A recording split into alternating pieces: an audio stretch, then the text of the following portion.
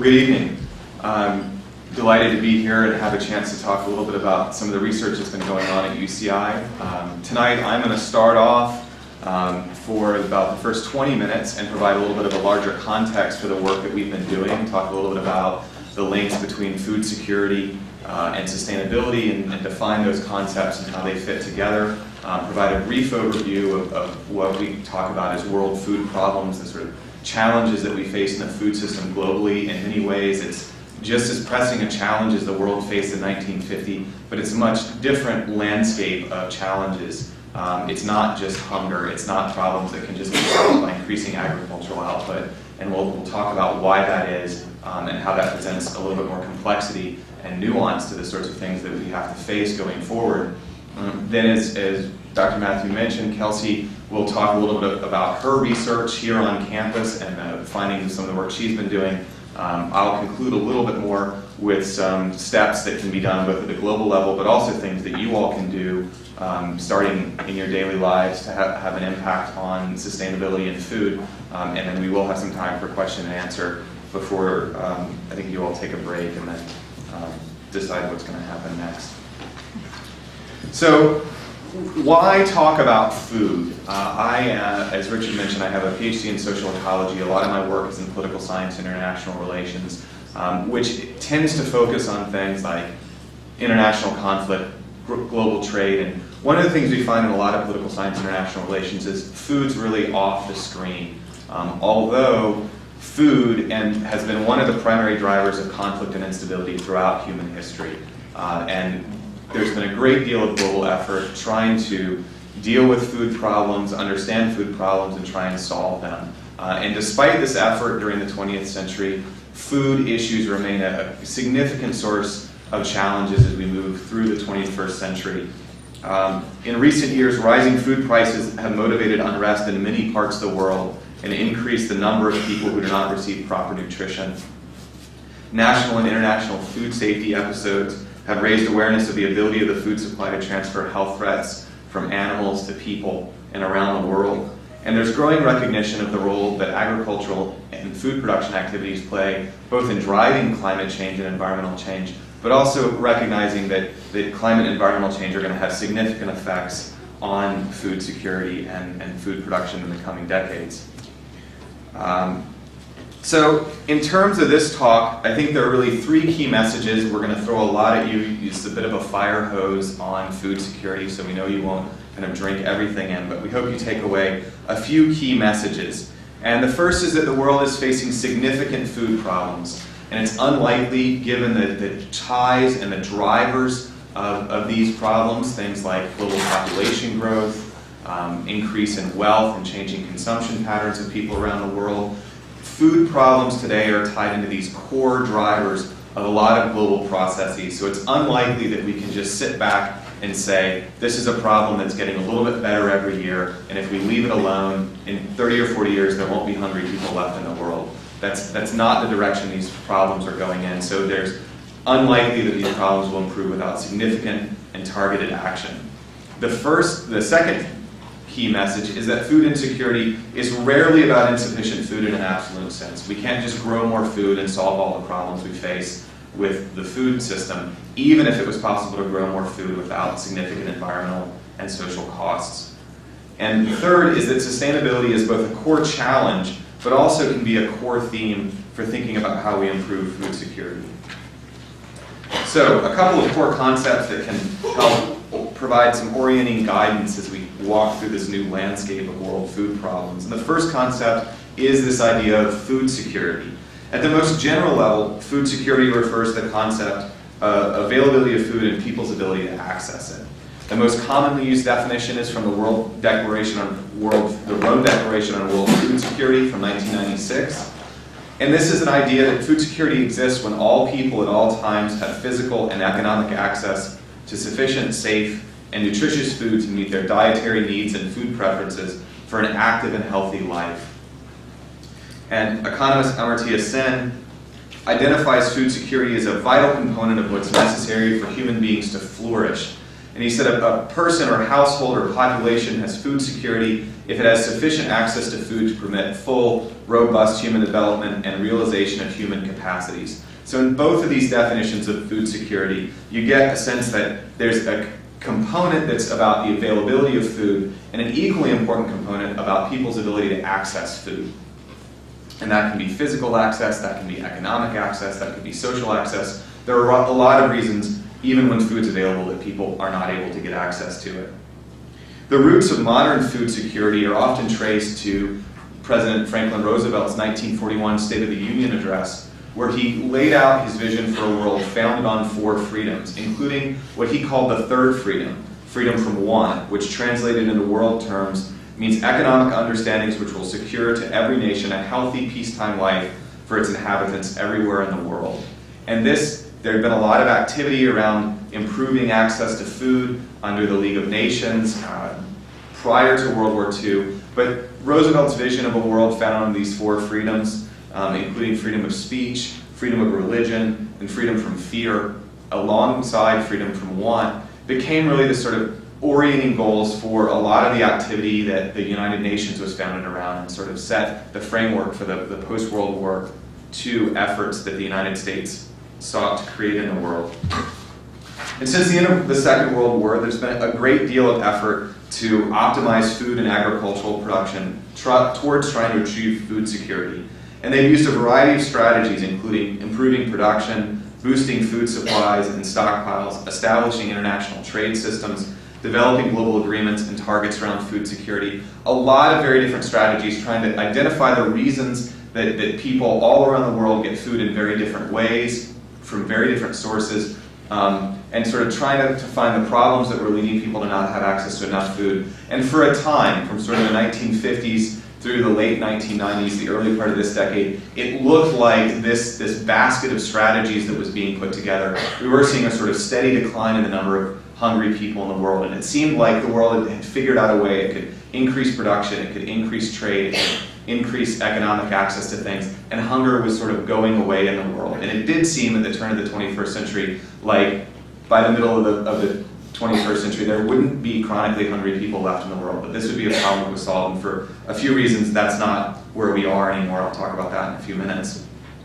So food security remains a significant and necessary and critical component of efforts, of global governance efforts. The second core concept that's useful for us to think about is sustainability, and that's, I know, the theme of the course that many of you all are in, and the speaker series that some of you may have attended other events in. And so while the concept of sustainable development was really powerfully articulated in the late 1980s, there's a long history of thought and interaction about the appropriate relationship between humans and nature.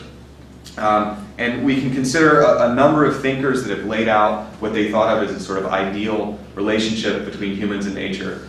Tonight I want to begin with Thoreau.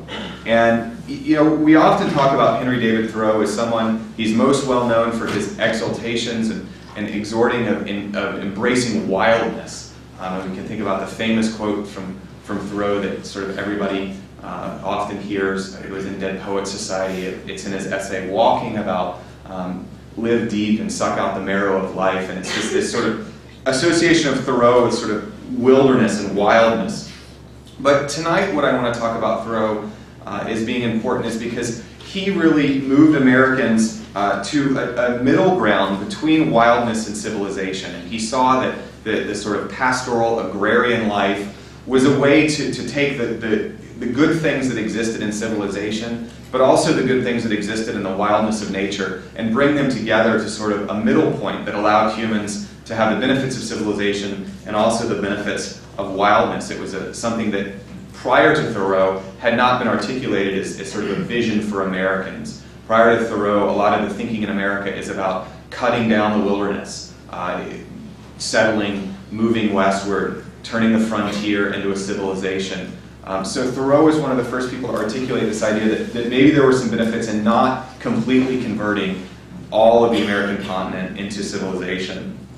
And these ideas would be incredibly influential to people like Ebenezer Howard, who is a British thinker at the turn of the 20th century with his ideas of garden cities. And it was this notion of yesterday people lived and worked in smoke, today they were living in suburbs and working in the smoke, but with advances with technology and urban planning it might be possible to live in a different kind of a city. And his idea was something that looks very familiar to us today as we think about sustainable cities, but these were sort of small-scale cities that would have their own agricultural systems, would produce their own food, would have their own small-scale industrial systems, and they would be connected in these networks of cities. Rather than being big, sprawling cities, they would be sort of small, more livable cities. And Howard's ideas were very influential to thinkers like Lewis Mumford, and also people like Benton Mackay, a thinker who is most well known for his ideas of the Appalachian Trail, which we think about today as largely a wilderness trail that extends 2,179 miles from Springer Mountain in Georgia to Mount Katahdin in Maine. But as you may be able to see on the left-hand picture, which is a hand-drawn map that Mackay originally intended the trail would be something that would connect not just Georgia and Maine, but would have these branch trails that would connect into major cities like New York City and Boston. But along the trail wouldn't just be a wilderness experience, it would be self-sufficient communities, farms, areas where artists could live and sort of provide a refuge for people from civilization, from industry. In the 1960s, Wendell Berry, a poet and farmer from Kentucky, wrote that it is a rule apparently that whatever is divided must compete. We have been wrong to believe that competition invariably results in the triumph of the best. Divided, body and soul, man and woman, producer and consumer, nature and technology, city and country are thrown into competition with one another. And none of these competitions is ever resolved in the triumph of one competitor, but only in the exhaustion of both. And the last thinker I want to highlight is Maria Rodale, who has written in a recent book that the debate over the climate crisis and environmental destruction has been almost completely focused on energy usage. We haven't yet made the full connection between how we grow our food and the impact it can have on the climate crisis and our health crisis. And this is just a very small and imperfect sampling of many, many writers and thinkers who have written on this topic. And what is needed, these thinkers suggest, are relationships between nature and society that enhance the health and vitality, not just of human communities, but of all communities and of the ecosystems upon which all life depends. And this, of course, is a central idea around the concept of sustainable development, which was most powerfully articulated by the World Commission on Environment and Development in its 1987 report, Our Common Future. This is a well-known definition of sustainable development, that humanity has the ability to make development sustainable, to ensure that it meets the needs of the present without compromising the ability of future generations to meet their own needs. Wrapped up in this definition are two core ideas. The first is this concept of needs, the essential needs, in particular, the essential needs of the world's poor, which should have priority, and also the concept of limitations imposed by technology, as well as social and political structures on the environment's ability to meet present and future needs. And both of these concept needs and limitations are especially essential with regards to thinking about food insecurity. Improving sustainability of agriculture and food production systems was recognized by the World Commission as a key component of sustainable development. They devoted a chapter of Our Common Future to talking about food and sustainability.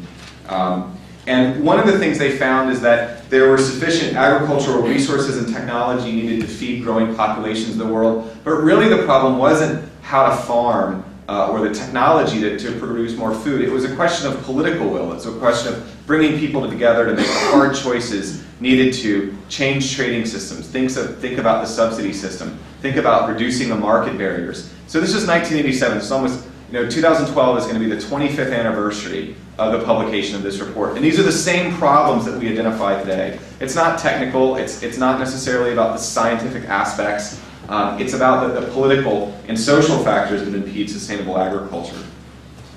And they identified that to be sustainable, efforts needed to take in the need to shift production to where it was most needed, to secure the livelihoods of the rural poor, and to conserve the resource base that all farming, but also all life is dependent upon. So briefly then, I just want to take you through, as we talk about the World Food Network, the network of global food systems, what are some of the core problems that we think about today? And the origination of thinking about this is just recognizing that globalization, this big process that's been occurring over the past couple of decades, has changed the way that food systems operate. That the food system that we exist in now, if you go to a restaurant and you order a meal, that meal is very different than it might have been 10 or 15 years ago. Each component of that, whether it's beef, lettuce, tomatoes, bread, potatoes, the Coca-Cola you may have with it, that's a different meal than you might have had at maybe even the very same restaurant in the restaurant chain a few decades ago. And by globalization, what I'm really talking about is a set of economic, social, political, and environmental processes that are involving increasing speed and scale of interactions which operate through networks, and they're transforming many aspects of daily life, not just the global food system. But one of the major transformations we've seen is a recognition that local, regional, national, and international food systems really have been intertwined into what we can talk about most properly as a network. It's not a system, it's not an integrated whole. It's this sort of set of ad hoc connections that change based on market factors, based upon the time of year, to grow food and move it around the planet. And this is just a map that shows global meat flows at various parts of the year for just 3 kinds of meat: pork, beef, and poultry, which just gives you a little bit of a sense of how this food system has come together and what it looks like. And in recent years, we've seen a great deal of unrest and signs that this food system isn't exactly, these food systems aren't coming together well, and they need to be shepherded a little bit more. There were significant rises in global food prices related to a number of factors, including environmental and climate changes, severe weather events in certain parts of the world, speculation as economic unrest started to spread and the real estate markets were looking a little risky. Some investors started moving some of their wealth into things like wheat and other commodities which they thought historically would be relatively stable. Of course, this caused significant price increases with those commodities. Things like the price of corn tortillas in places like Mexico increased significantly in short periods of time, which led to large-scale rallies like the one in the upper left in Mexico City. Global food safety episodes, changes in what we think of as good and bad actors in the food system, and more recently, an effort by the First Lady of the United States to really try and focus attention on the problem of overweight and obesity in the United States, which has just become an epidemic, leading to more and more what were once thought of as adult onset problems. Things like high blood pressure, high cholesterol, hypertension, adult onset diabetes are being seen more and more in younger and younger children. And these are things that are going to have significant impacts all throughout our lives. One of the things that we see with globalization is a recognition that more and more things that we used to talk about as impacting states now are being felt in the daily lives of individuals and communities. And to try and capture this shift, we start talking about human security, which is achieved when and where individuals and communities have the options necessary to end, mitigate, or adapt to threats, have the capacity and freedom to exercise the options, and can actively participate in pursuing these options. So it's a very different idea of security than the sort of old top-down notion that when states are secure, their citizens are secure. Human security is built on this implicit recognition that people need to be involved even in defining what they see as threats to the security of themselves, their families. And there are 3 primary sets of challenges to food security that I want to go through in a little bit more detail. The first is ensuring proper nutrition, the second is optimizing food safety, and the third is managing global environmental change. When it comes to ensuring nutrition, as I mentioned before, we saw a pattern for much of the 20th century that the number of chronically hungry people in the world was sort of slowly decreasing. In the last few years, there's been a sharp reversal in this trend. And the estimates for 2009 are that there are now more than 1 billion people in the world that are chronically hungry. It's up sharply from 950 million the year before. And if these estimates are correct, that will mean there are now more chronically hungry people in the world than there have ever been since 1970. So a very, very sharp increase. Very alarming statistics. The World Food Program estimates that 1 in 6 people on this planet is chronically hungry. So you can't overstate enough the challenge of hunger that people face.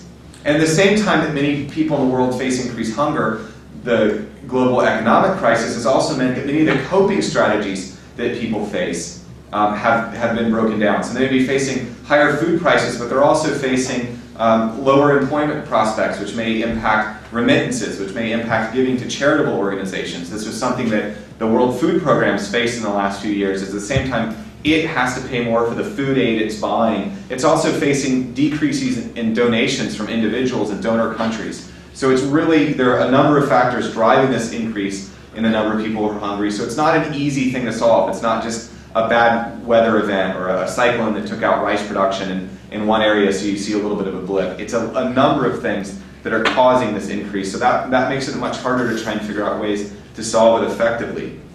And these trends, as you can see, in 2010, which is the red line on this, the World Food Price Index that FAO puts out is not as high as it was in 2008, but it still remains quite a bit higher than it was in 2006 and 2005, before this recent rise in food prices occur. So, like so many other areas of the global economy, it seems like we've adjusted into a new normal, that food prices are probably not going to drop back to the levels they were before the recent rise in prices. And this is something that's impacted food security here, even in the United States. The number of people in the United States who lack equitable access to food shot up to 49 million last year, which is the highest number that USDA has recorded since they started keeping track of food insecurity in the United States in 1995. So even in developed countries, even in the United States, this is trends that are being seen in Europe, in the United Kingdom, in Canada. More and more people are not getting access to sufficient food. But hunger, as big of a problem as it is not the only way that food insecurity impacts people. There's also a problem from what's called micronutrient deficiencies. Maybe people are getting enough calories from their diet, but they're not getting the vitamins and minerals they need for an active and healthy life. And this is a problem that's especially common when it affects children or mothers, and it can have significant impacts on maternal health. And this is a major challenge for development, because micronutrient deficiencies have long knock-on effects. That means kids who aren't getting enough iron or vitamin A in their diets today are going to have developmental impacts that are going to affect societies for 20 and 30 years to come. So it's not just that you can have a child who doesn't get enough proper nutrition for the first 2 years of their life, and then if they get it afterwards, you're dealing with people that have permanent developmental problems, permanent impacts on their health and their potential. And also, sort of ironic, at the same time that we're facing the highest number of chronically hungry people in the world, we're also facing the highest number of overweight and obese people probably in human history. We can see this even in the United States, relatively rapid and short-term increases. In 1990, no U.S. state had a prevalence of obesity in the adult population greater than 15%. But by 2008, 32 states had a prevalence equal to or greater than 25%, and 6 of these states had a prevalence of obesity equal to or greater than 30% of the adult population. The prevalence of overweight and obesity is strongly linked to pressing social concerns. For example, healthcare spending on obesity and obesity-related conditions now accounts for about 9.1% of all healthcare spending. So almost 1 out of every $10 that we spend on healthcare in this country is related to concerns of overweight and obesity. And this is a particularly ironic result of the recent rise in food prices, is that many people facing a shrinking food dollar find themselves turning to fast food outlets, to places where they can get food sources that may be cheaper, maybe fill them up, but they're not getting whole grains, they're not getting fruits and vegetables, they're not getting the things that they need to lead an active and healthy life. And when we talk about the causes of this basket of problems that we can think of as malnutrition, whether it's hunger or overweight and obesity or micronutrient deficiency, the problems aren't just food. There's this sort of complex, often talked about as food, health, and care. Sometimes it's that people don't have access to food. Other times it may be that they're sick and they have increased nutritional demands. You can get all sorts of parasites or things that raise your daily nutrient requirements from things like 1,700 to 2,000 calories a day to double or triple what you might need. Also things like lack of access to clean water. And then other things like cultural decisions. Many of us come from cultures where foods that were once kind of special foods. I grew up in the South, and fried chicken was a big food that we used to have on Sundays, because it's a lot of work to clean a chicken, cut it up, bread it, fry it. If you're doing it in the kitchen, it takes a long time. But now that things like fast food have made that readily available, things that were once kind of treat foods become available, and you can have fried chicken for, well, every meal of every day, because you can get chicken biscuits or small micro chicken biscuits for breakfast. So you can have fried chicken for breakfast if you want. So when we talk about solving these problems, it's not just a question of growing more food or growing different food. It has a whole basket of challenges related to cultural practices, people's family decisions, but also things like whether they have access to clean water and their healthcare issues. A second set of challenges is the need to optimize food safety. And in recent years, we've seen a number of global issues. In 2006, there was a case of contamination of organic spinach. 2007, pet food in the United States, the largest recall of consumer products in US history, was contaminated with melamine. It's a coal byproduct. If you put it in food and you test it, it looks like it has a lot more protein than it actually does. So it's a cheap way for people to make pet food look like it has a lot more food in it than it actually did. And this was not only significant because it affected a number of Americans who own pets, but it also presaged a much larger scare in China, where the same substance found its way into milk and milk products that sickened 300,000 people in China, and also got into milk powder that was used in things like candy that was found as far away as the Netherlands, or powdered milk that was sold in Africa. So really, these are global crises, as was in 2008, 2009, there was a scare,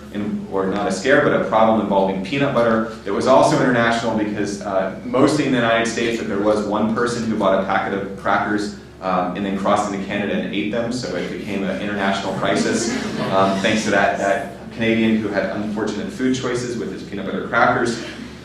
And it's really hard to estimate and get good figures on how much foodborne illness there is out there, but the CDC estimates that 1 in 4 Americans become sick every year with some sort of foodborne illness. So again, it's a fairly widespread problem in the United States and around the world. A third set of challenges is the need to manage global environmental change.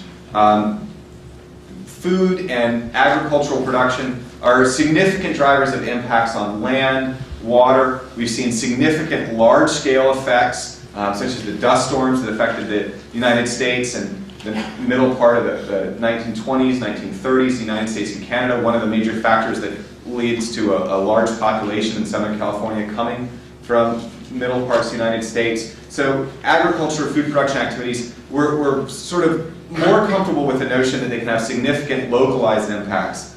But we're also becoming more and more aware that these things aggregate and they have significant impacts, significant drivers of global climate change, but also, according to the latest reports from IPCC and things like Sir Nicholas Stern's report for the British government, will have significant effects that could impact food and agricultural production. Things like melting glaciers and rising water scarcity, increasing droughts, but also increasing floods in certain parts of the country. Rising sea levels and ocean acidification, which could impact fish stocks, and various impacts on ecosystems and species, not just charismatic things like polar bears, but also things like honeybee populations or soil bacteria, which aren't quite as furry and maybe not as huggable as polar bears. Well, polar bears in reality probably aren't very huggable, but they seem very huggable. But soil bacteria seems less huggable, is probably less huggable. But very, very important to things like carbon sequestration, the ability of plants to take up water and nutrients. And these are things that are going to have widespread global impacts. Even this is a chart from NOAA that talks about changes in seasonal precipitation in the United States and Canada, and you can see that the browner that things get, or the drier, the bluer, the wetter they get. So anybody who knows anything about farming or gardening, not enough water can be just as much of a problem as too much water. And so we're going to see a lot of changes, even in North America, that's going to have significant impacts. Earlier this year, we had a very, very wet winter in many parts of the Midwest. It was very difficult for farmers to harvest corn at the same time as that corn prices were at record highs. So it put farmers in a very difficult position that if they could just get their corn out of the field, they could face a significant profit opportunity, but the weather made that very difficult to do. So in terms of confronting global change, there are mitigation measures that we'll have to think about, things that reduce greenhouse gas emissions and enhance sinks, which agriculture and soil management can be a significant source of ways to sequester carbon in the soil. But there are also adaptation measures, things that reduce vulnerability of systems against actual or expected climate change effects. There are also interactive effects. These aren't separate silos. The things that we do in one area, we have to think about the way that these things all tie together. Things that people who are hungry may do to increase their access to food. Maybe they'll go up higher on hillsides and try and plant more than they have in the past, but that could increase erosion or lead to more siltation in rivers and waterways. So these things are interactive, and we do have to think about them holistically as we think about trying to put together some of the problems. So I want to pause there and turn it over to Kelsey and let her talk a little bit about her research into your attitudes towards sustainable food.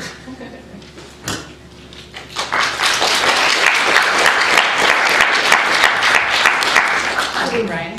Hi, everyone. As Dr. Matthew mentioned, my name is Kelsey Meagher, and I'm an undergraduate student here at UC Irvine. And I've been involved in a number of projects related to research and advocacy and education around food on campus here. But I was asked to speak today about a survey I conducted last quarter about student attitudes and behaviors around sustainable food on campus. Many of you may have actually taken this survey.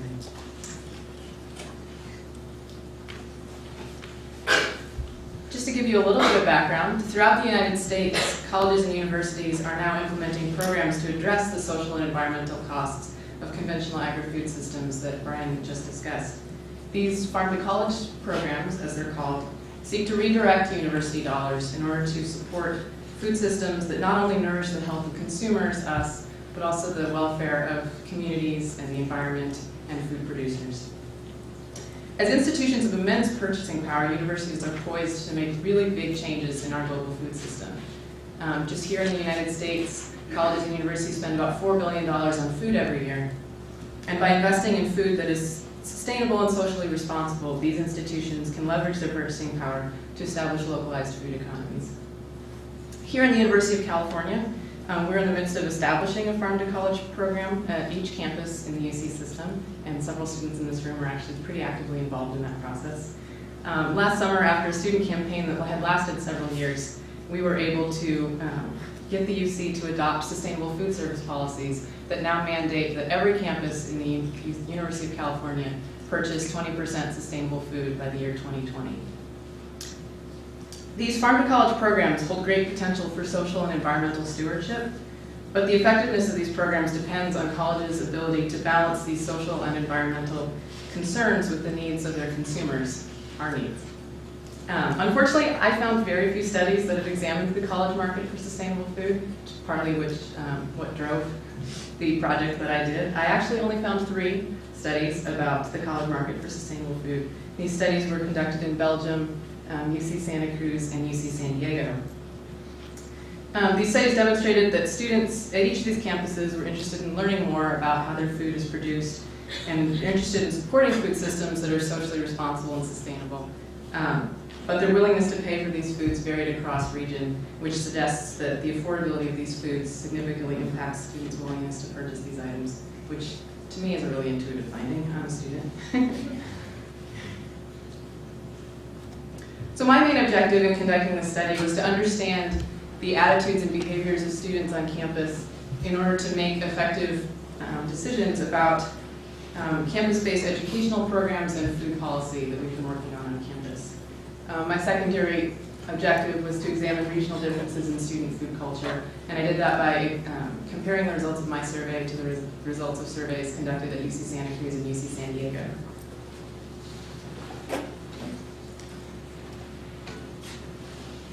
My survey was 28 questions, and it was online. It took students about 10 to 15 minutes to complete. And I adapted the questions from the survey from the surveys conducted at UC Santa Cruz and UC San Diego so I could make cross-campus comparisons. The survey was distributed to all 4,350 students who hold a meal plan on campus, as well as residents of several on-campus housing communities. And overall, 906 students completed the survey. Here's a quick snapshot of the students who took it. As you can tell, graduate students were really overrepresented in this survey. It makes me think that they have nothing better to do than sit around and take surveys. And freshmen were also overrepresented, which makes sense to me because I think about 90% of the meal plan holders on campus are freshmen. That's just a breakdown of gender, and I'm not really sure why the pie chart got cut off.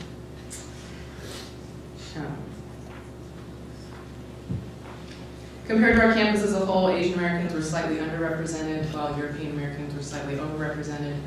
And survey respondents identified themselves as middle class and moderate or left-leaning.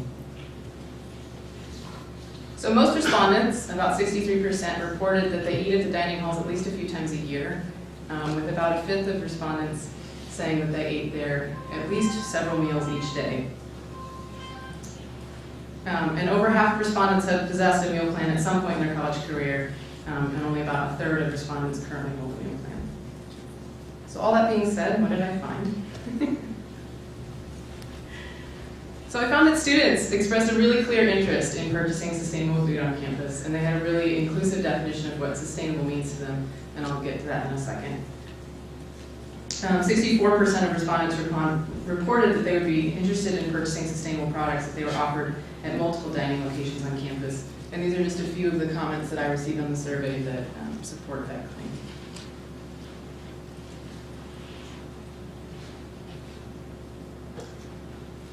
Participants demonstrated a really clear interest in a variety of social and environmental issues, such as the ones that Bryan mentioned.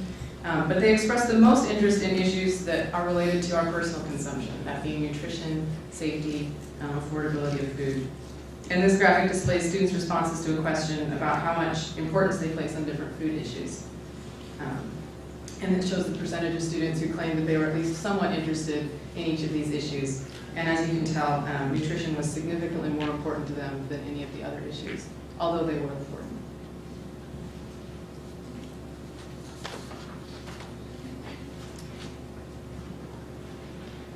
When we asked students to indicate what food qualities were included in their personal definitions of sustainable food, they reported very inclusive definitions that covered a broad range of social and environmental issues.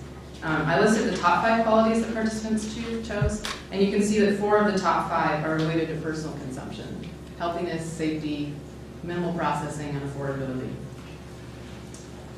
So in all these questions, it's really clear that students are interested in a wide variety of food issues, but they're most interested in issues that directly affect them. And this result, again, is rather intuitive, and it will be a good fact to keep in mind as we think about how to better educate students about other social and environmental issues. But I'll get to that in a minute.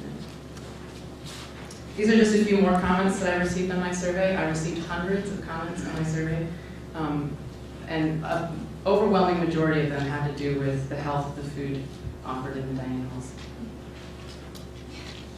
Maybe some of you can relate to a few of these.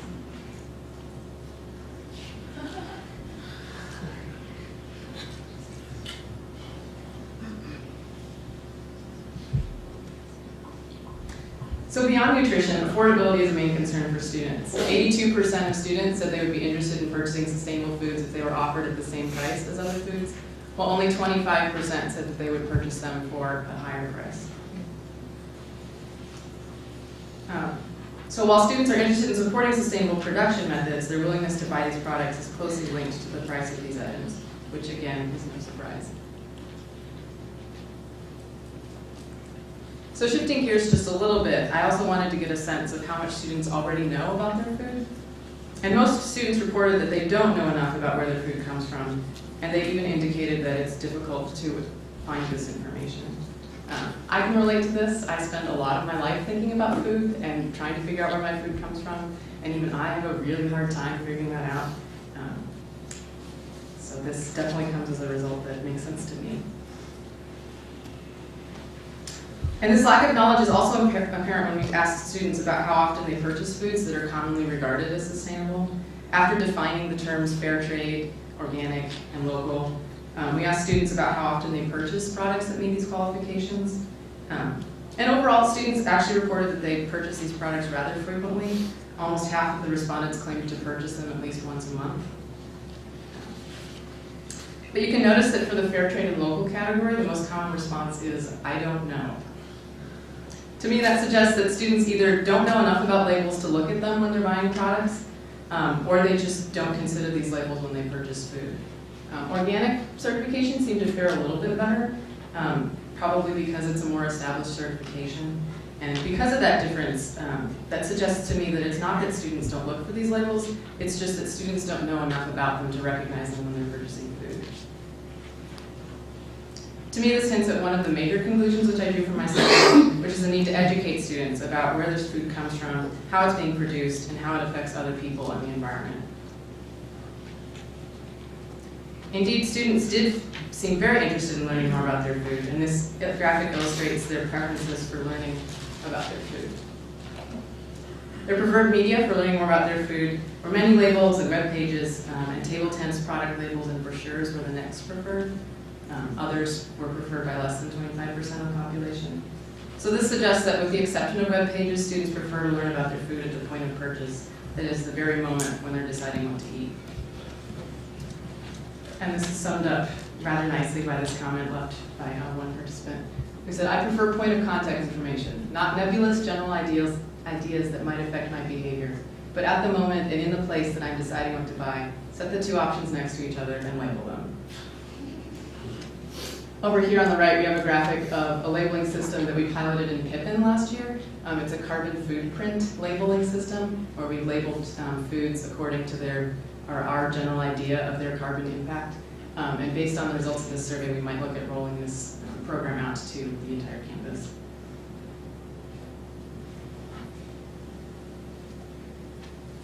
So interestingly enough, my results didn't differ significantly from the results of surveys conducted at Santa Cruz and Davis. In each of these surveys, students demonstrated a really clear interest in learning more about their food issues and in supporting food systems that nourish both communities and the environment.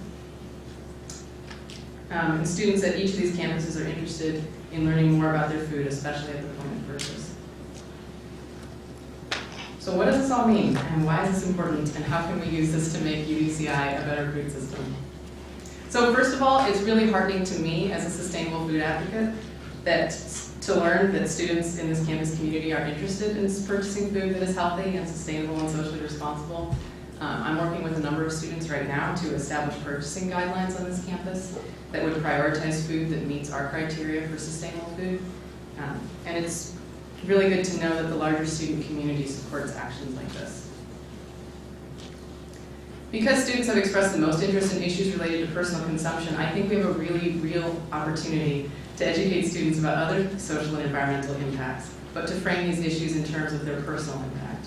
If we begin our educational programs by discussing the ways in which our food choices affect our own health and well-being, then I think we can open the door to larger discussions about the state of our global food system. It was fairly obvious to me that affordability is a main concern for students, especially in this economic climate.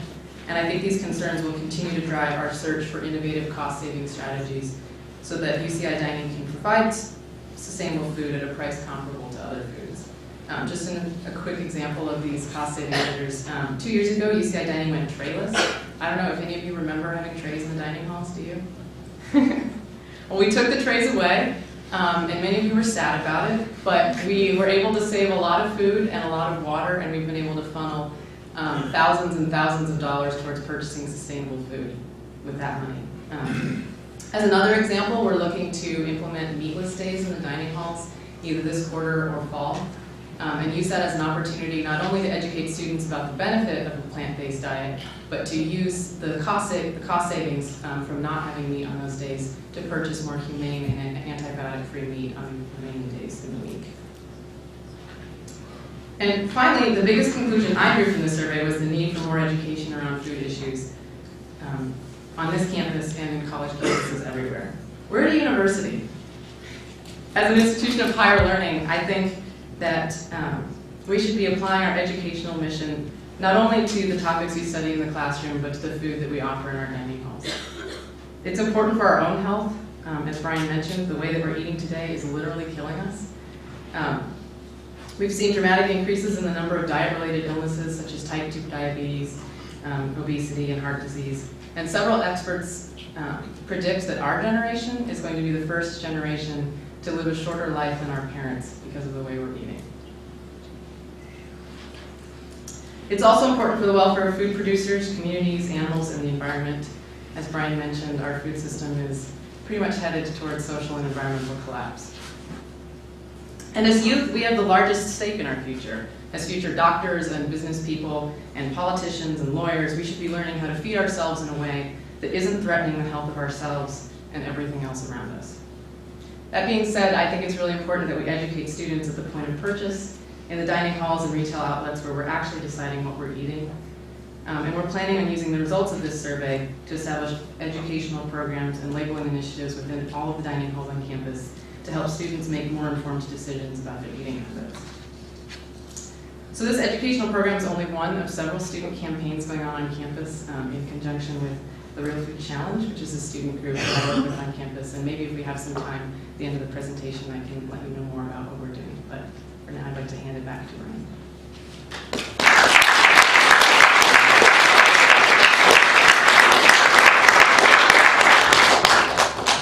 All right, so I just want to quickly conclude then, building on what Kelsey talked about, with some of the things that can be done both at the global and national level, but also things that you all can do sort of going forward. And I do hope we'll have some time for questions and also for hard questions to Kelsey about her methodology on the survey and statistical significance of various measures she used, because I know she's been practicing a lot.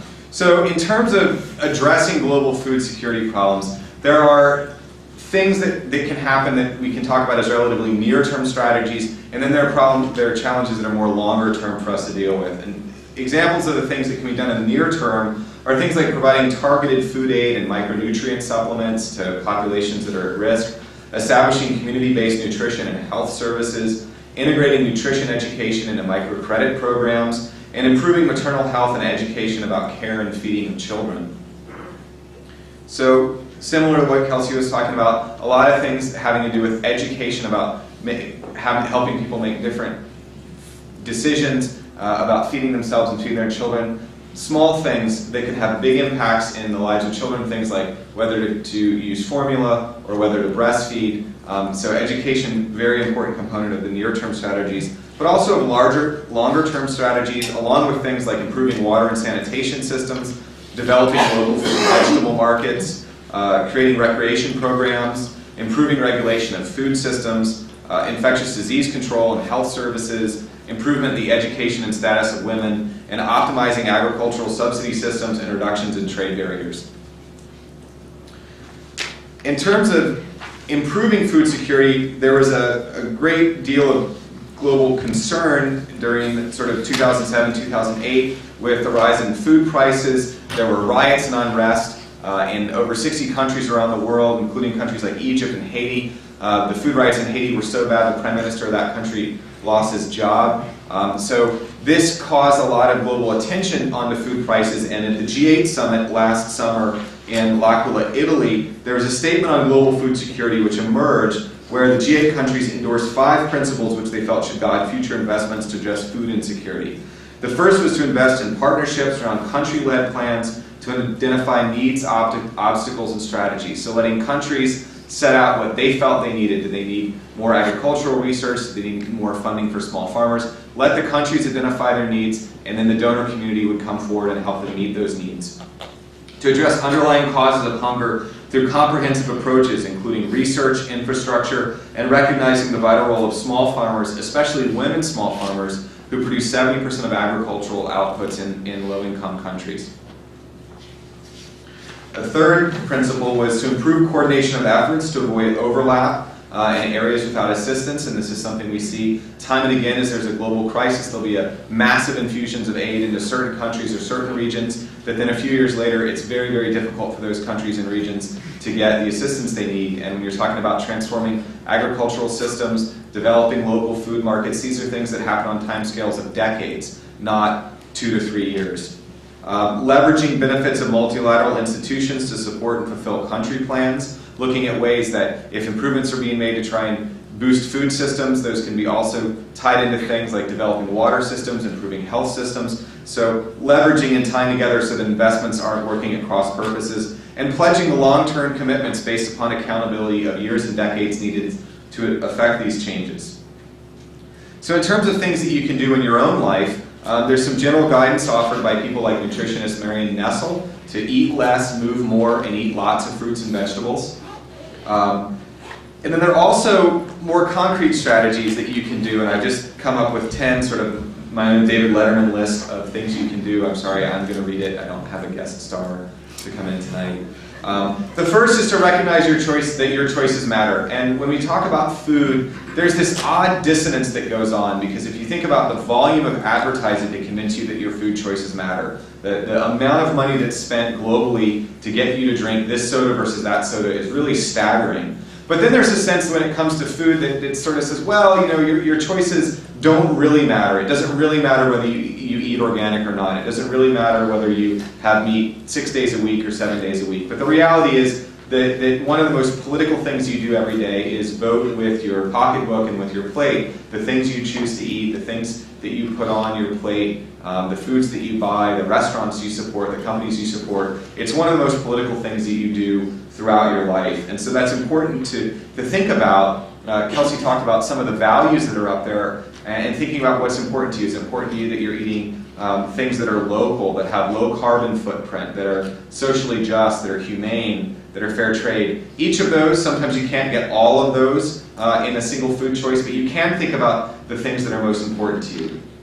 And that brings us to number 2, which is supporting good works through your consumption and supporting companies who support your values. And it's important, too, to look beyond the sort of easy answers. There are companies like Walmart that are doing very commendable things to try and support and nourish local and regional food systems. Companies like Panera, which donate, I'm not funded by either Walmart or Panera, these are just 2 examples, but they donate all their leftover baked goods at the end of the day to local shelters and to groups that can help get those products out to people. And so these are things that you can look for and choose where you're going to have lunch or where you're going to do your grocery shopping.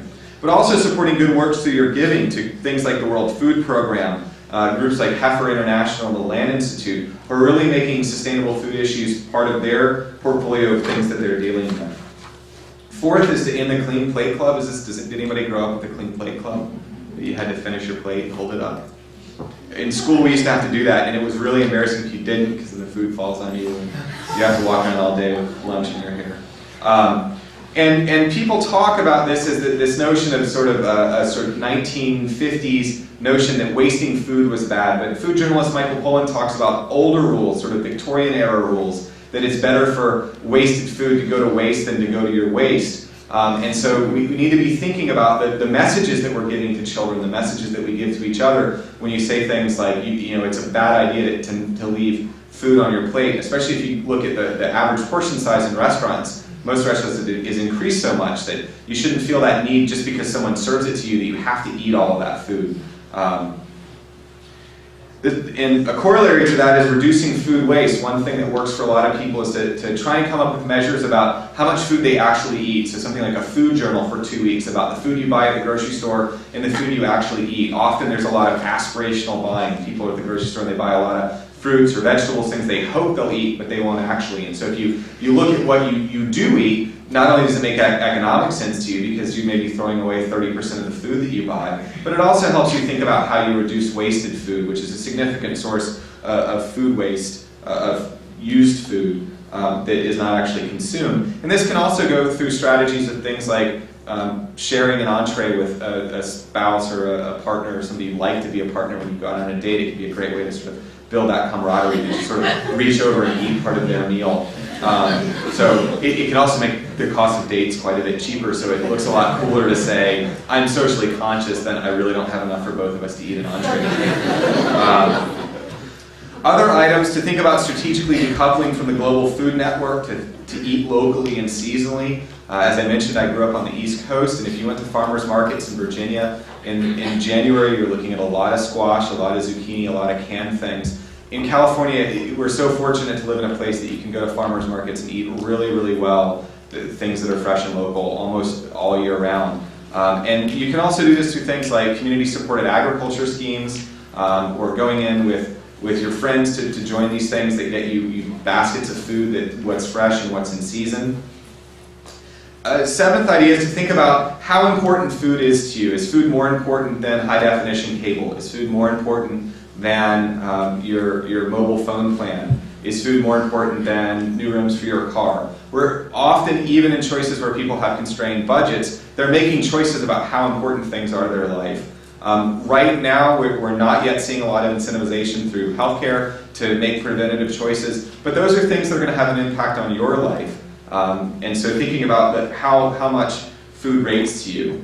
An eighth idea is to be a critical eater but not a guilty one. There's a lot of, I mean, it's sort of American and our Puritan heritage that there's a lot of sort of sin and guilt about how people eat. And it's important to think critically about what you eat, but also to recognize that human trade, if we think back to things like the Silk Road, which we focus on luxury goods, historical analyses of trade flows along the Silk Road have shown that that trade was really maintained by short-range trade and long-range trade in precious foodstuffs. So food has always been a part of economic exchange. I really like coffee. I really like some other things like single malt scotch. And so I hope that there are always some global trade flows in food. And it's, again, it goes back to thinking about what's important to you. Maybe there are things that really, really matter to you that are sort of carbon-intensive foods, but there are other things that you can balance that out against, things that you can eat locally, things that you can eat sustainably, or things that you could give up.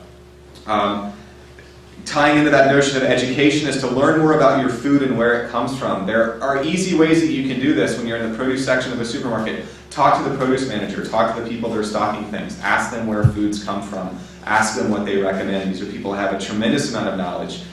Chefs also, the chef at UCI has done some great real food community dinners the last couple of years. They have a lot of knowledge about food, and so you can ask the people around you. And asking them, a lot of stores have things like store dietitians that you can contact. And one of the things that happens when you start talking to these people about asking where food comes from and why they're buying it from those places is it lets them know that you care. You're not just coming in and looking at what's cheap, or you're not just going to buy the green pepper no matter how much it costs or where it comes from. That those things impact your food choices. Those are important messages for store managers to get and to be able to up-channel in their food system. The final thing is to recognize that food is a social process. It's not just a means to an end, and this is one of the things that we talk a lot about food and health and nutrition, but we don't often spend enough time thinking about how we eat and why we eat, and food is a social process. It's one of the things that defines human cultures throughout history. We talk about major inflections in human history when people went from being hunter-gatherers to being agriculturalists. We have major definitional issues when we talk about different cultures and different societies. We talk about Italian food and Chinese food and Latin American food. And so these things are very important, and it's good to recognize that, and especially with regards to young people, that thinking about not just food, but also how to cook and how to garden and how to can and how to bake. These are really good skills that taking time, if you can find classes through UCI or through, sometimes through the ARC, they offer cooking classes, so through recreation or through YMCAs. It's a good time in your life. Again, comes back to economics. It's a lot cheaper to cook a really nice meal for somebody on a date than it is to go to a restaurant. So you we are primates to try to use motion and color to attract the opposite sex of the species. So thinking about food as a social process. And one of the things that Dr. Matthew mentioned is that a lot of my work focused around studying networks, and in the last decade or so we focused a lot on the bad things that networks can do, sort of Al-Qaeda and terrorist networks and the ways that networks can make people insecure. But there are a lot of great examples. We did a book on the landmine movement, which is a fantastic example of how networks of people can come together and address pressing global problems. The growth of sustainable food in the United States and around the world is another fantastic example of this. Organic food has been a significant growth, 20% a year on average over the past few decades, driven by consumer interests. This was not a government policy. This was not driven by big corporations and big agriculture. This was people's desire to have more organic, more sustainable food options. It would have been a really, really good bet if you were looking at examples of networks going to have significant social impacts. Organic food had sort of lingered since the 1960s as a small part of the food system. It's still a relatively small part. Organic agriculture is about 1% of U.S. agriculture, but there's a lot of consumer interest in it. And so it's a great example of ways that people's interest can drive the food system. So there's still some major challenges out there. The first is this question of what are needs? It's something implicit in the idea of sustainability and sustainable development. What is the need that you're trying to fulfill? Do all people need to eat meat with every meal all throughout their lives? Can people live flourishing and fulfilling lives without eating a lot of meat? And this is as much an ethical question as it is a sort of nutritional, a physiological question. Certainly, people have their own values and their own views about these things, and this is a question that we don't really yet have a good answer to, but it has this real significant impact to the question of how we're going to try to feed the 9 billion or so people that are going to live on the planet in the middle of this century. Is everyone going to try to eat the sort of so-called Western diet, lots of meat, lots of processed foods? Are we all going to be trying to live to a different sort of standard? And this brings up another question of what is sustainable food, something that Kelsey's research is really interestingly in touching on. We have some things like organic that have very defined meanings in the United States. There's a national organic standards that lay out what is organic food. But for other things, we don't really have good measures of what's fair, what's socially just, what's climate neutral, or what's high climate impact. There aren't, people are starting to think about these things, but we don't have clear standards, and so that notion of what is sustainable food is yet to be negotiated. Something that Mark Hellet touched on in his talk is the real impact of subsidies, which started out as a way for governments to prevent rapid fluctuations in food prices to keep people happy and people well-fed and governments in power. But subsidies have become a much more problematic challenge for us, and it's very difficult to think about just waking up tomorrow and removing subsidies. But we also have to face the real reality of the impacts that these things have, and one of the ways is to start getting a lot more transparent about the amount of subsidies that we're all paying and what those things are going for, especially in times of tight budgets, and people can think about, do they like that where that portion of their taxes are going. Another set of challenges that we're having to come to terms with are the impact of technologies. Things like genetic modification have received a considerable amount of discussion. It's still not a solved problem. There's still wide variations in people's attitudes towards this technology, this basket of technologies, especially between the United States and the European Union. But also things like the growth of pharmaceuticals. This notion that we can put medicines into plants could be a fantastic set of advances for things like breeding. If you could get polio vaccine into something like a banana, that would be a lot easier to just hand people a banana and have them eat it and get a vaccination rather than having to give them a shot. But also a lot of ethical and a lot of sort of definitional issues about what's food, what's medicine. And then a sort of emerging ideas about what the impacts of nanotechnology will be on food. This is sort of science that's really in its infancy, but as we've seen with genetic modification, things go from sort of the laboratory to the supermarket shelf very quickly, often before we as a society have had chances to think about how we want to use things. And sustainable food security really includes a whole basket of challenges, and some of them include technology, ethics, things I've talked about tonight, but we still exist in a world that is defined largely by this old urban core rural periphery model where people live in cities. More and more people live in cities. Now, for the first time, more than half the human population lives in cities. Never before in our history has that been true. But we still sort of live in cities that get stuff from outside. They get water, they get energy, they get food. And so sustainability is going to require us to rethink that notion. Why can't we design cities that grow their own food, that produce their own power, that develop their own and filter their own water? I mean, these are the challenges that are going to define you all's lives. This is going to be the key definition of the economy in the coming years, is trying to solve these challenges in a way that create growth and create jobs for people.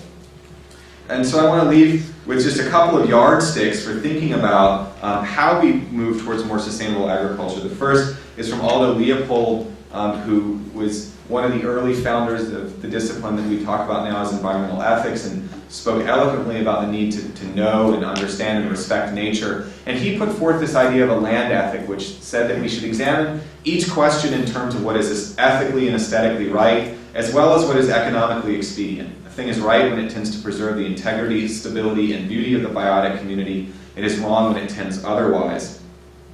And in addition to the political processes that I've touched on involving actors from state, international, and non-state realms, food security has important individual components that reflect people's history, family, culture, traditions, and values. And these dimensions are reflected in some of our most common daily practices. And truly sustainable solutions to food security issues must also consider these personal dynamics. For instance, California poet and author Gary Snyder reminds us of the importance of saying grace as a way of linking ourselves and our families to the lives we have come before us and upon whom our survival is based. We look at eggs, apples, and stew, Snyder writes.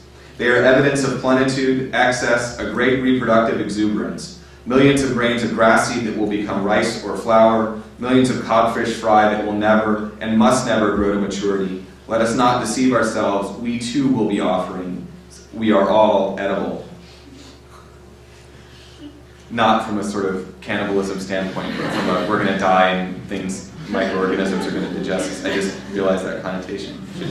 Little star there. Gary Snyder does not endorse cannibalism. With that, especially since this is going to be put up on YouTube. So then to return to the key messages of the talks tonight, the world's facing significant food problems. It's unlikely these situations, these are not problems we can just sit back and on autopilot, they'll be improved. Food security is rarely about insufficient food in an absolute sense, and sustainability is a core challenge and must be a core theme in improving food security.